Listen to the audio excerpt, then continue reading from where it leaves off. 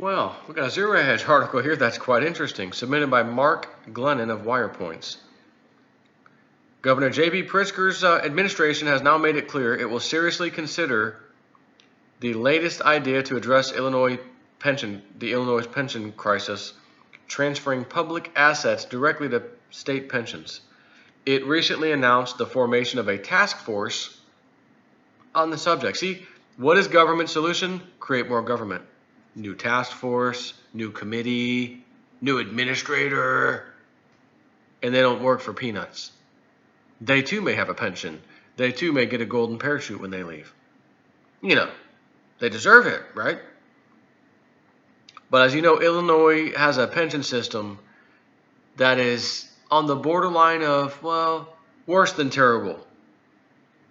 Along with California, some issues in New Jersey as a state. There's no fixing this. The fix is, listen, those pensions we promised you, we might have 10%. We may be able to give you 10%. You want to take that? At its core, the concept is exceptionally simple. In practice, however, it's exceptionally subject to smoke and mirrors and would further obscure a pension system that's already far too opaque. More importantly, asset transfers do nothing to improve the state's overall fiscal health. Just convey ownership of some public assets to the pension for free, in addition to the cash contributions taxpayers make now. That's all this is about. Maybe the Illinois Lottery or Illinois Tollway for state pensions. Maybe Midway Airport or its water system for Chicago pensions. Those are examples of assets that have been mentioned that might be handed over. Illinois state pensions are officially reported to have assets about $130 billion less than what they need to have on hand to pay for pension benefits already earned. Turn over ownership of the tollway and some other assets, and voila, the thinking goes, that shortfall would shrink by whatever the transferred asset is worth. The first problem should be obvious. The state as a whole would be no better off. Whatever assets the state owns, which are your assets as taxpayers, would simply be moved over to the pension funds for the sole purpose of covering benefit obligations, but the pensions are really just a unit of government because Illinois courts have made clear that the sponsoring unit of government is liable directly to pensioners if pension assets ever fall short. So, pensions might be made more secure by an asset transfer, but the government's overall balance sheet remains exactly the same.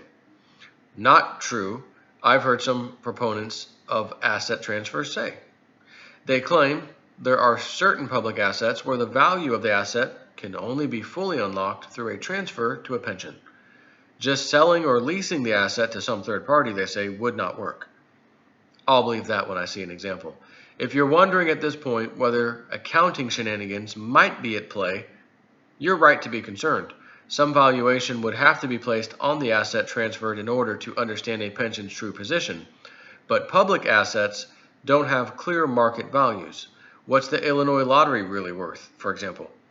Experts will have different opinions, but the temptation will be to inflate the value in order to make pension financial statements look better. And how on earth will actuaries decide what rate of return to assume on those assets? Currently, Illinois pensions assume about 7% a year. That's already extremely controversial, with Nobel economists being the harshest critics. This will make heads explode in the actuary world. Over time, the value of the asset will change.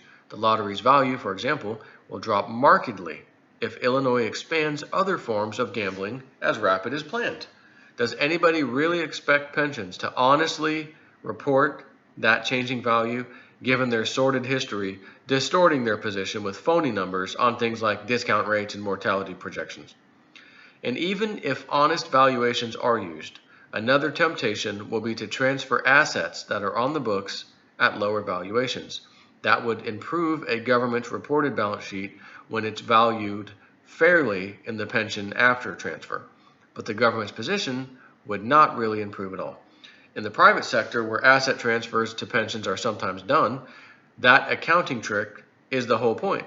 Take an asset that's been heavily depreciated to less than fair value and give it to the pension at fair value, which magically improves the consolidated balance sheet. That's a sensible tactic for a private company to improve its reported position, but not for governments. From a taxpayer's viewpoint, it doesn't change the economic realities. What about management and control of public pension?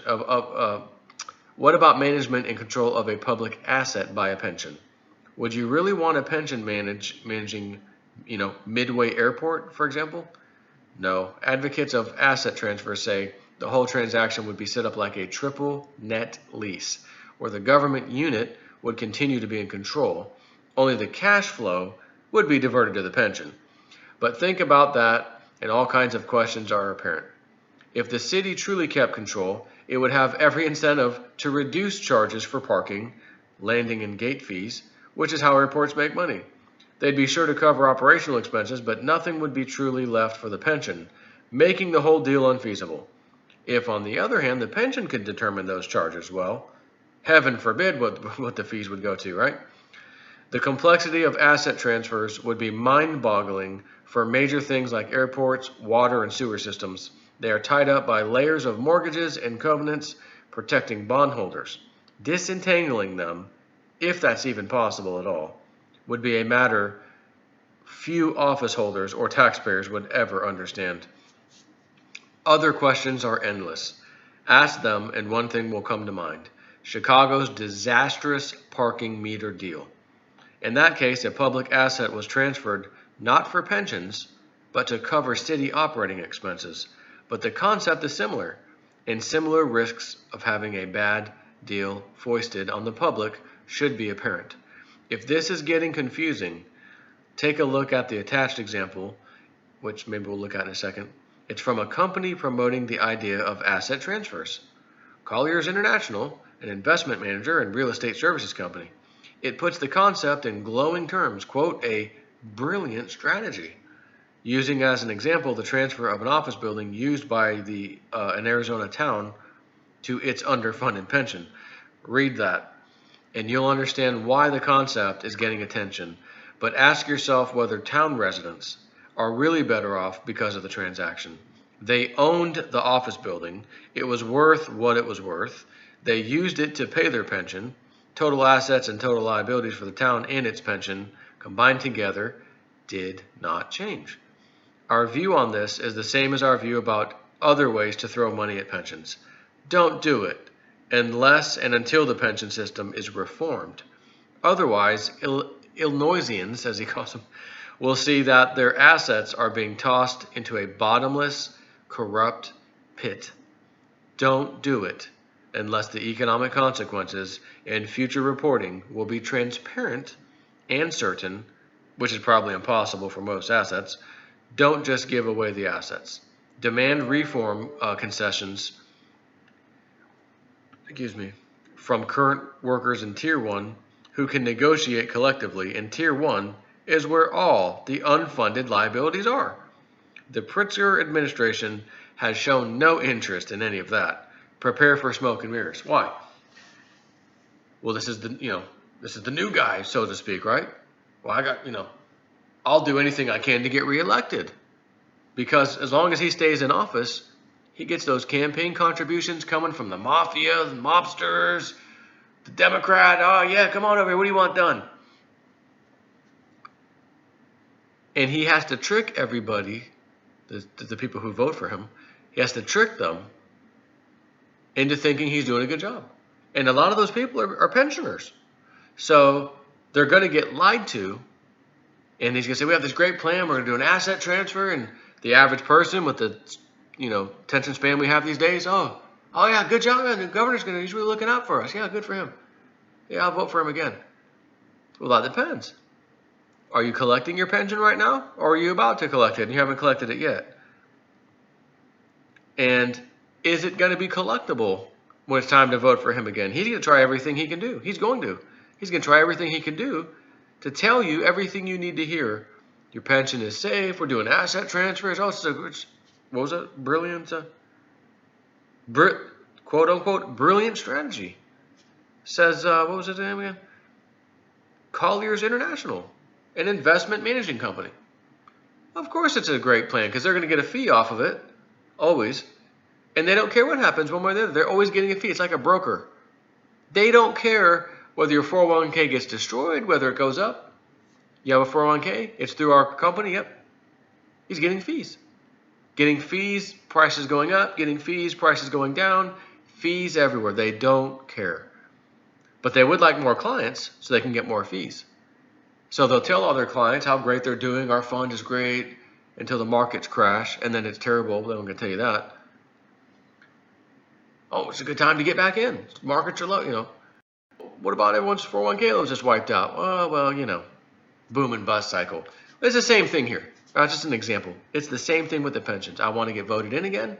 I have to lie to these people and, transfer assets. What was this TARP Fund 2.0, Troubled Asset Relief Program? Why did you guys choose $850 billion? It was just a really big number. Eh? You mean those Democrats wanted to steal more money so campaign contributions could come back to them since they can't get it from their voter base? I always wondered about that. They're doing it with Planned Parenthood, other agencies as well that get federal funding. Makes me wonder, hey, I wonder if that 800 billion TARP fund, little side room deals were going on there too. Anyways, that's it. Take care.